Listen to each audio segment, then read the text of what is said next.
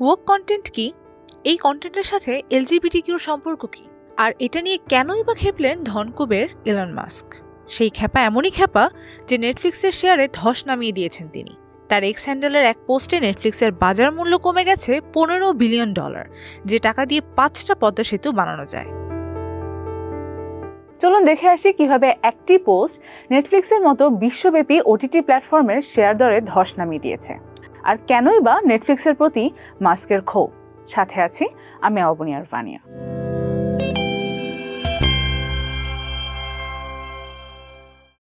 Social media platform X, আগে ছিল Twitter. গত 1 অক্টোবর এক্সে একটি পোস্ট শেয়ার দেন বিশ্বের শীর্ষধনী ইলন মাস্ক। পোস্টের উপরে ক্যাপশন লেখেন, cancel Netflix for the health of your kids, মানে আপনার সন্তানের কথা চিন্তা করে নেটফ্লিক্স বাদ দিন। এরপরই শুরু হয় তুলকালাম। ক্যান্সেল নেটফ্লিক্স নামে একটি হ্যাশট্যাগ ভাইরাল হয় সোশ্যাল মিডিয়ায়। দাম পড়তে থাকে নেটফ্লিক্সের শেয়ারের। 1.5 দিনের মাথায় শেয়ার মূল্য কমে যায় 4.3%। উধাও হয়ে যায় নেটফ্লিক্সের $15 বিলিয়ন। কিন্তু হঠাৎ এই স্ট্রিমিং জায়ান্টের বিরুদ্ধে উঠে পড়ে কেন লাগলেন মাস্ক?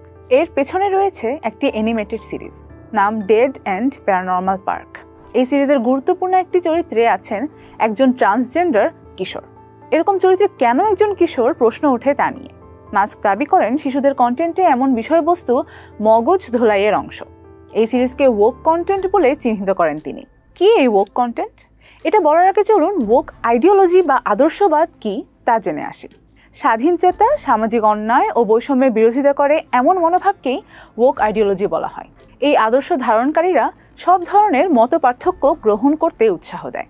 woke আদর্শ ধারণ বা চর্চা করা এখন সামাজিক আন্দোলন হিসেবে জনপ্রিয় হচ্ছে, আর যেসব কন্টেন্টে এই আদর্শ প্রচার করা হয় সেগুলোকেই বলা হচ্ছে woke কন্টেন্ট। ইলন মাস্ক নিজে রক্ষণশীল মতাদর্শের অনুসারী। বেশ কয়েক বছর ধরেই woke আদর্শের বিরোধিতা করে আসছেন। এর আগে কানাডিয়ান মনোবিজ্ঞানী জর্ডান পিটারসনকে একটি সাক্ষাৎকার দেন মাস্ক, যেখানে কোভিড-19-এর সময় রক্ষণশীল ভাবধারার দিকে নিজের ঝুঁকে পড়ার কথা বলেন, আর woke মেন্টালিটিকে ভাইরাস হিসেবে আখ্যায়িত করেন তিনি। পাশাপাশি এই ধরনের মতাদর্শ ধূলিসাৎ করবেন বলে ওয়াদা করেন। কয়েক বছর ধরেই সোশ্যাল মিডিয়ায় মাস্ক ট্রান্সজেন্ডার অধিকারের সমালোচনা করে আসছেন। এমনকি অপ্রাপ্তবয়স্কদের কেউ ট্রান্স চিকিৎসা দিলে তাকে গ্রেফতারের দাবিও জানিয়েছেন তিনি। তবে রক্ষণশীল মতাদর্শের জন্য বিভিন্ন সময় সমালোচনার মুখে পড়েছেন টেসলার মালিক, কিন্তু দমে যাননি।